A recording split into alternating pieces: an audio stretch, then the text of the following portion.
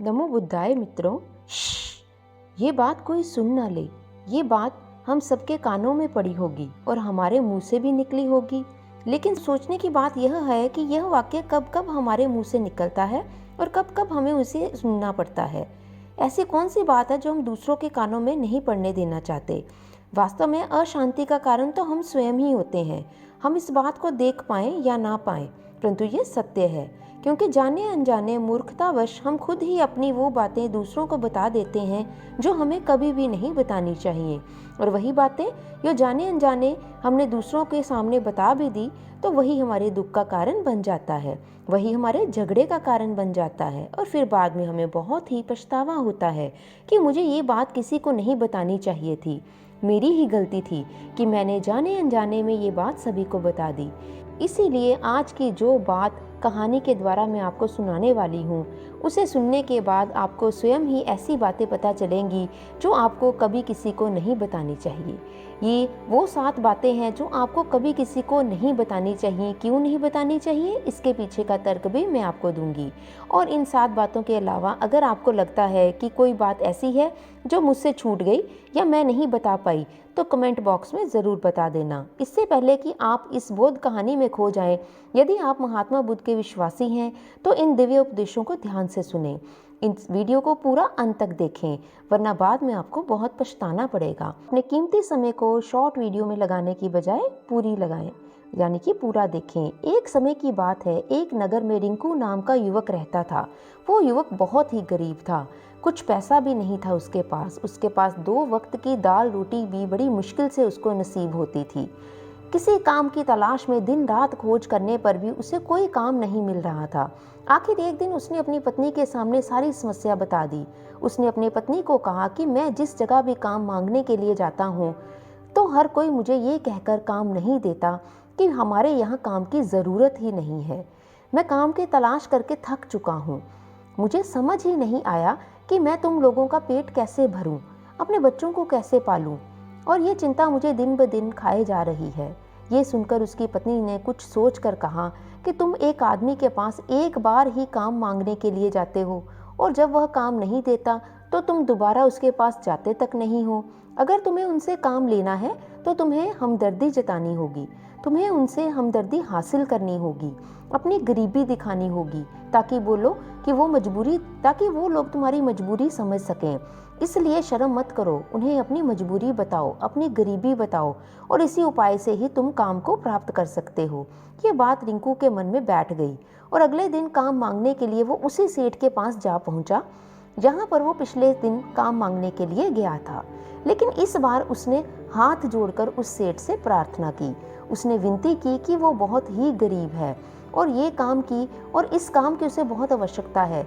वो जो कुछ भी उसे देंगे वो उसमें संतुष्ट हो जाएगा, पर कृपा करके मुझे अपने यहाँ काम पर रख लो। उसकी यह हालत देखकर उस सेठ ने उसे अपने यहाँ काम पर रख लिया। वो रोज वहाँ पर काम पर जाने लगा।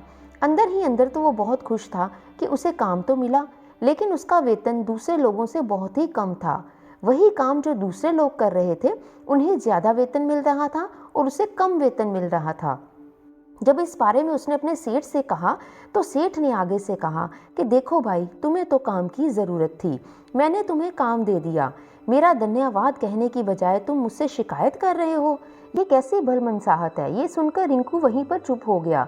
बात कहीं ना कहीं सत्य तो थी, सच भी थी, इसलिए वो उसे अपने अनुसार ही वेतन देता। लेकिन धीरे धीरे उसने ये बात अपने सगे संबंधियों और सभी दोस्तों को बतानी शुरू कर दी कि उसका सेठ कैसा आदमी है और उसे कितना वेतन देता है।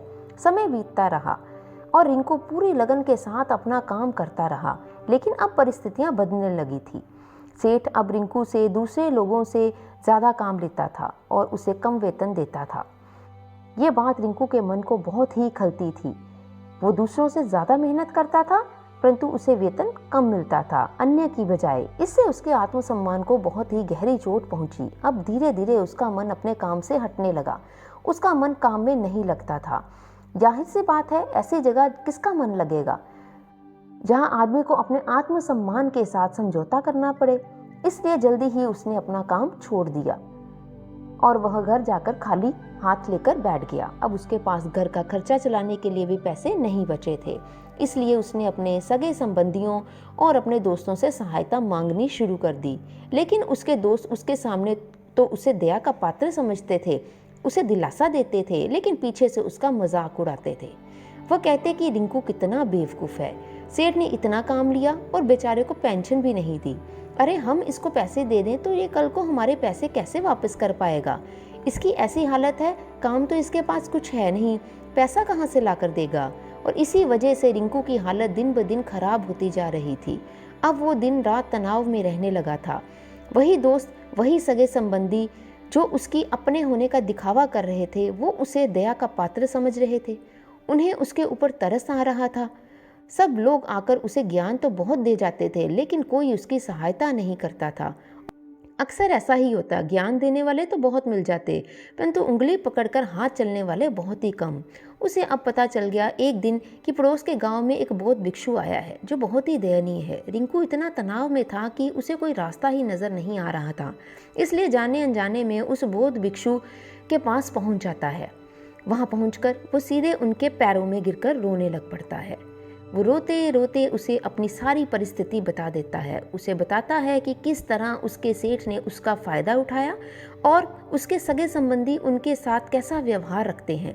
सारी बातें सुनकर बौद्ध भिक्षु ने उसे चुप कराते हुए कहा कि भले ही ये सारी समस्याएं तुम्हारी बुद्धिहीनता, तुम्हारी मूर्खता के कारण उत्पन्न हुई हैं, परंतु अगर तुम्हारे अंदर विवेक होता तो इनमें से एक भी समस्या तुम्हारे चित्त को दुखी नहीं कर सकती थी। लेकिन तुमने अपनी अज्ञानता और मूर्खता के कारण खुद ही अपने आगे कांटे बिछा लिए। आज मैं तुम्हें वो 7 बातें बताता हूँ जो भूलकर भी तुम्हें किसी को नहीं बतानी, और इन बातों का अनुसरण करते हुए तुम बाहर से मिलने वाले दुखों को तो दूर कर ही सकते हो जो बेवजह दुनिया की वजह के कारण तुम्हारे अंदर पनपते हैं। पहली बात जो किसी को नहीं बतानी चाहिए वो है अपनी मजबूरी।